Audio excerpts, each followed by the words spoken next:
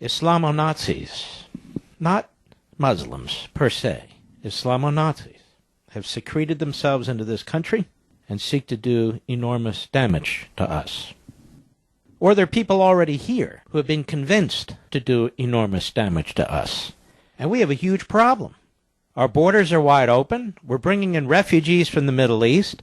Our incompetent, incapable federal government really has no idea who's coming or for what reason they're coming.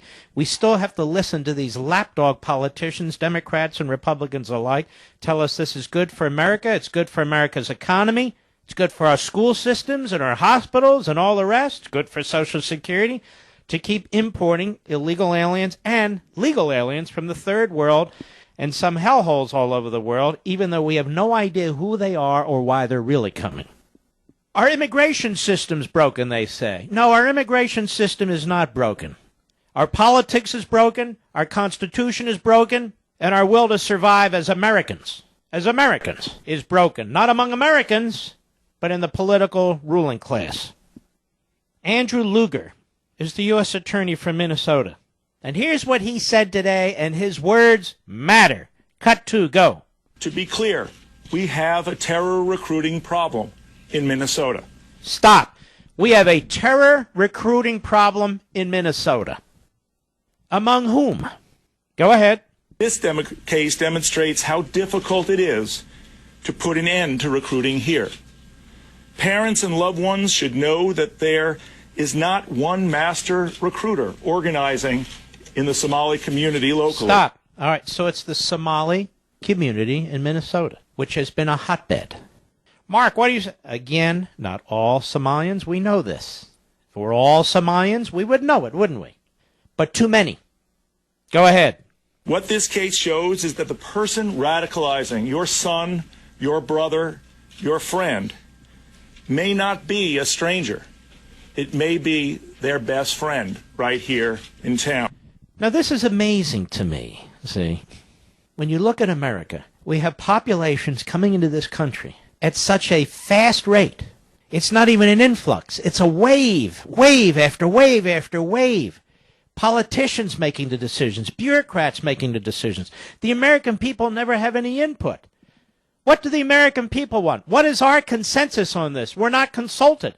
And poll after poll, survey after survey, ridiculous legislation proposed after ridiculous legislation proposed, the American people say no. And yet, in Washington, they keep saying yes. And the demographics of the nation are changing so fast, the politics will never be able to address it. And you're not even allowed to discuss it. What the hell's going on with the Somalian community in Minnesota? The U.S. Attorney just said we have a problem. Now, what's the problem? Now they won't secure the border because they tell us Americans won't pick lettuce. Well, Americans won't pick lettuce, but many of them won't join up with ISIS either. We're getting the most preposterous arguments for an immigration system that's going to be our undoing in multiple ways. You can't catch every one of these people once they're here. A lot of it's good investigative work, but a lot of it's luck. Look what happened in Boston, at the Boston Marathon. Look what happened on 9/11. And it's more than that. Even at Fort Hood, when the Islamo-Nazis staring us in the face, do they act? No, they don't. The government sits back. And there's more and more of this occurring. And there's going to be more and more of this occurring. And we don't have a single person running for president addressing this. Sorry, we don't. I don't even know what the hell Marco Rubio was saying on Sunday or Saturday in Spanish to Jorge Ramos. I'll get to that later. More from this U.S. Attorney in Minnesota. Cut 3, go. Based on the information in the complaint, these defendants, along with Ahmed, Yusuf, Noor, and others. Hold on. Ahmed Yusuf Noor and others. Ahmed Yusuf Noor. Not Johnny, Sandy, and Jill. Ahmed Yusuf and Noor. Go ahead.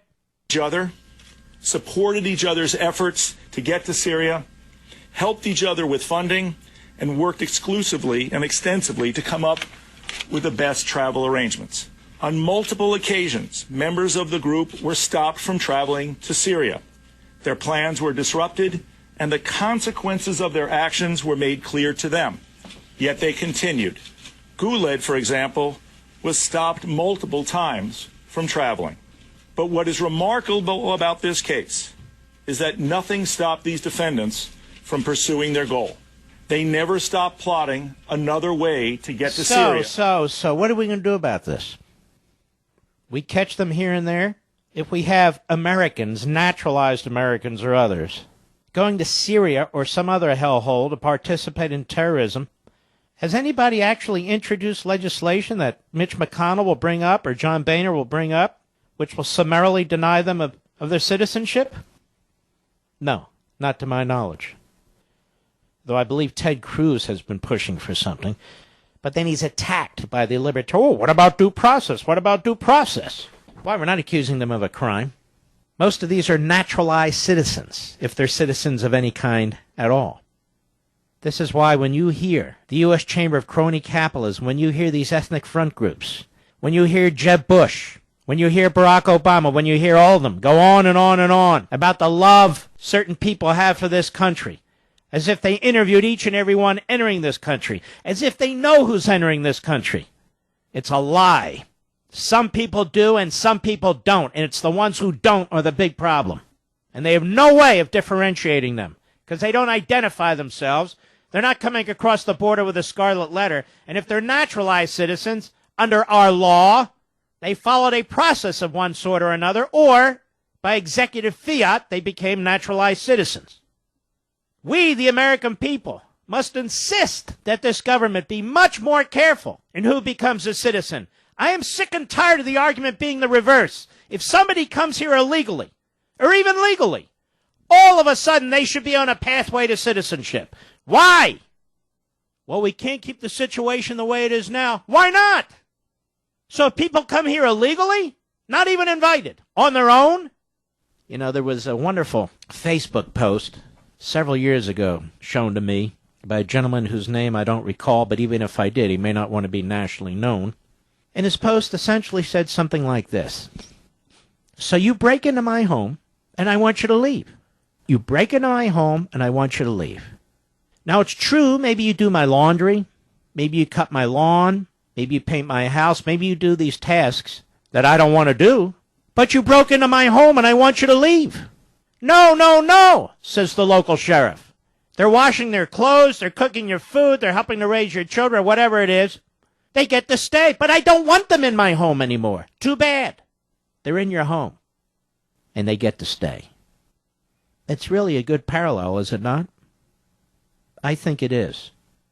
There's no reason for what's going on in this country except for the fact that we have the most atrocious, weak politicians, if not ever, certainly in modern times. I've had a couple senators contact me. I'm not going to reveal their names. It's in confidence. And among other things, they've wanted to talk about Iran. They've wanted to talk about this Corker deal. And they talk in terms of this is a bad situation, but this is the best we can do. And I thought to myself over the weekend, and I thought to myself today, the Iranian regime has ICBMs, and nothing being discussed will limit their ability to perfect them. Nothing. And they want ICBMs not to create electricity, but to put nuclear warheads on them. And there's a very, very good chance they'll use them. These politicians, ladies and gentlemen, the Corker legislation, all the rest, they don't even have the guts to stand on the House floor or the Senate floor and to demand an end to this. Instead, they negotiate with the president like this. Instead, they're willing to accept what is absolutely unacceptable. I think I have figured out why. I think I have figured out, apart from the ideological preference Obama has for the enemy, and I actually believe this. I believe he hates Israel. I believe he despises his own country.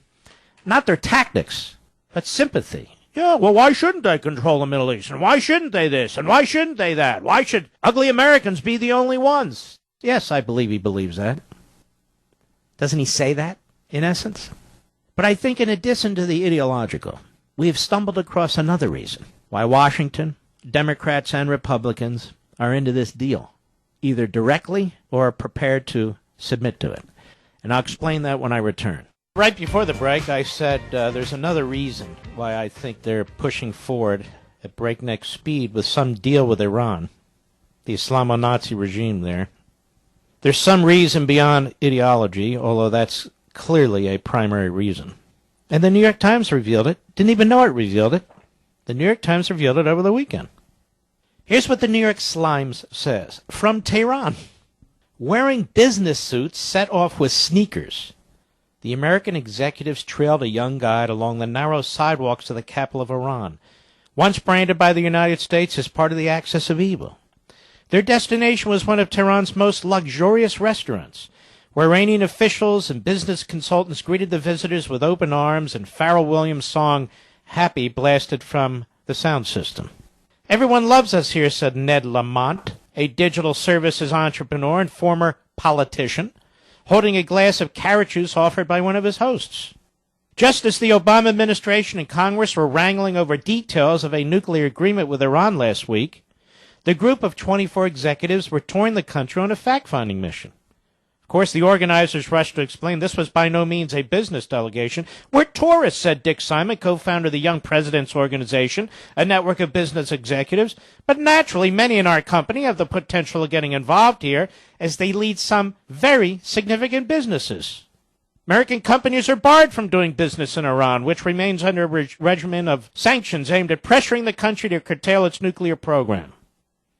And you see, ladies and gentlemen, it's estimated that there's anywhere from $120 billion to $150 billion frozen in bank accounts all over the world, to which the Islamo-Nazi regime in Tehran wants immediate access. And imagine what that regime will do with $120 billion to $150 billion, in addition to building up their really outsized military for that part of the region. Imagine how much money they'll pour into their nuclear efforts. And beyond that, imagine how much money they'll spend. And these American companies want to get in. And they want to be the first in the door. You see, ladies and gentlemen, the Third Reich had a wonderful relationship with certain businessmen in certain industries. They didn't like competition either. And they worked very, very well with Hitler's regime. They made an enormous amount of money. And they gave Hitler what he wanted too. That's not capitalism, ladies and gentlemen. That's tyranny. That's fascism. So one of the main reasons now, I believe, that the Obama administration is rushing forward with a deal is the same reason why Hillary Clinton and all the other leftists get rich when they leave office. Obama wants these un-American companies that are headquartered in America to have access.